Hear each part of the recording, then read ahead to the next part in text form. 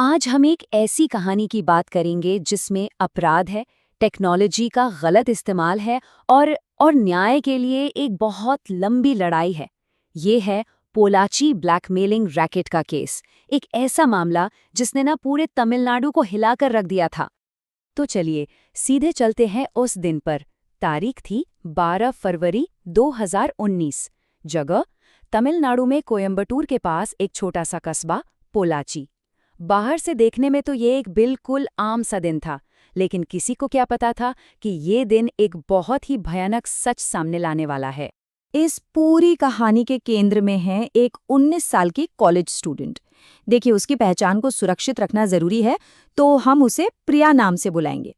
तो प्रिया उस दिन अपने कुछ दोस्तों से मिलने के लिए बस स्टॉप पर इंतजार कर रही थी। थोड़ी देर में उसके दोस्त एक कार में आते हैं और उसे बैठने के लिए कहते हैं। प्रिया के मन में ना एक अजीब सी हिचकिचाहट होती है, लेकिन फिर वो सोचती है, अरे ये तो मेरे दोस्त ही हैं, सोशल मीडिया पर मिली थी, बातें होती थी, इन पे तो भरोसा किया ही जा सकता है ना। तो सवाल ये उठता है कि आखिर ये जाल बिछाया कैसे गया था। असल में प्रिया को सबरी रंजन नाम के एक लड़के ने मिलने के लिए बुलाया था। इन दोनों की दोस्ती सोशल मीडिया पर हुई थी। प्रिया को जरा भी अंदाजा नहीं था कि ये मुलाकात उसकी जिंदगी का सबसे भयानक सपना बनने जा रही है।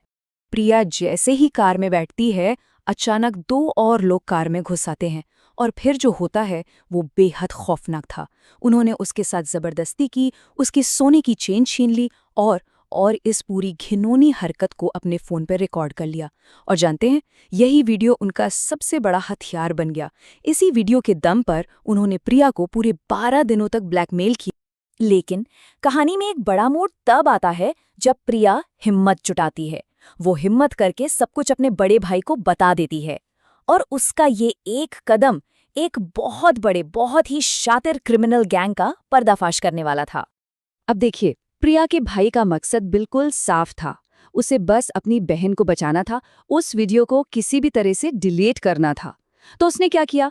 उसने हमलावरों में से एक सबरी रंजन को ढूंढा, उससे भिड़ा और उसका फोन छीन लिया। लेकिन जैसे ही उसने उस फोन की गैलरी खोली, उसके होश उड़ गए। वो तो बस अपनी बहन का वीडियो डिलीट करने गया था, पर उस फोन के अंदर कुछ ऐसा छिपा था जिसकी उसमें सपने में भी कल्पना नहीं की होगी। उस फोन में सिर्फ प्रिया का वीडियो नहीं था, नहीं, उसमें कई कई और लड़कियों के वीडियो थे। और जब जांच आगे बढ़ी तो जो आंकड़ा सामने आया वो सच में चौंकाने वाला था। पता चला कि करीब 200 औरतें 200 इस रैकेट का शिकार बन चुकी थीं। इनमें स्टूडेंट्स थीं, टीचर्स थीं, यहाँ तक कि डॉक्टर्स भी शामिल थीं। और ये सिलसिला 2016 से चल रहा था। तो अब ये साफ हो गया था कि ये कोई एक दो बार हुई घटना नहीं थी। नहीं, ये एक सोचा समझा सिस्टमैटिक तरीका था, एक साजिश थी जिसे ये गिरोह बार बार एक ही तरीके से अंजाम देता था। इनका काम करने का तरीका, जिसे मोडस ऑपरेंडी कहते हैं, वो 4 स्टेप्स का था। पहला स्टेप, सोशल मीडिया पर फेक प्रोफाइल बनाकर दोस्ती करना, फ्लर्ट करना। दूसरा स्टेप, उन्हें भरोसे में लेकर किसी सुनसान जगह या फार्म हाउस पर मिलने के लिए बुलाना। तीसरा, उनके साथ जबरदस्ती करना या फिर सहमति से बने पलों को भी चुपके से रिकॉर्ड कर लेना। और चौथा और सबसे खौफनाक स्टेप, उसी वीडियो का इस्तेमाल करके पैसों और दूसरी चीजों के लिए ब्लैकमेल करना। तो चलिए अब बात करते हैं न्याय पाने के उस लंबे और मुश्किल सफर की। प्रिया के भाई ने शिकायत तो कर दी, पुलिस ने जांच भी शुरू कर दी, लेकिन ये रास्ता बिल्कुल भी आसान नहीं था। जांच आगे बढ़ी और कुल 9 लोगों को गिरफ्तार किया गया। और ये कोई आम लोग नहीं थे। इनमें सिविल इंजीनियर था, कपड़े के शोरूम का मालिक था, और एक नाम था जिसने सबका ध्यान अपनी ओर खींचा, अरुल आनंदम।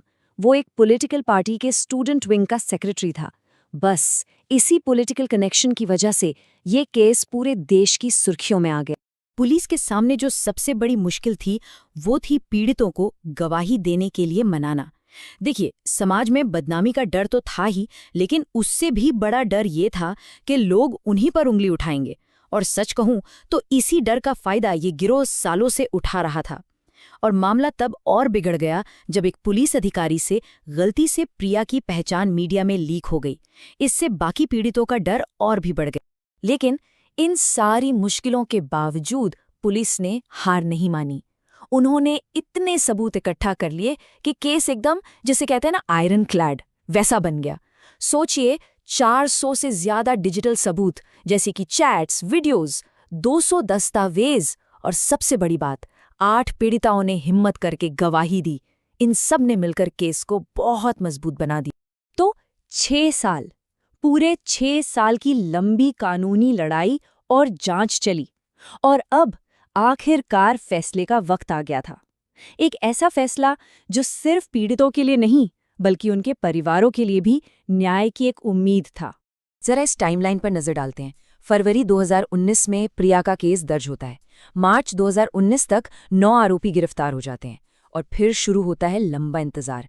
2019 से 2025 तक 6 साल तक जांच और मुकदमा चलता है और आखिरकार 13 मई 2025 को फैसला आता है। ये वाकई न्याय के लिए एक बहुत लंबा और मुश्किल इंतजार था। और फैसला क्या था? 13 मई 2025 को कोयम्बटूर की अदालत ने सभी 9 दोषियों को सामूहिक बलात्कार और ब्लैकमेलिंग के जुर्म में उम्र कैद की सजा सुनाई। ये केस ना एक बहुत ही कड़वी सच्चाई हमारे सामने रखता है। देखिए, जब समाज ही पीड़िता को दोषी ठहराने लगता है, जिसे विक्टिम ब्लेमिंग कहते हैं, तो पीड़ितों की चुप्पी ही हमलावर का सबसे बड़ा हथियार बन जाती है। ऐसे अपराधी इसी चुप्पी का फायदा उठाते हैं। तो ये केस सिर्फ न्याय की जीत नहीं है, बल्कि इस सोच को बदलने के लिए एक बहुत जरूरी रिमाइंडर भी है।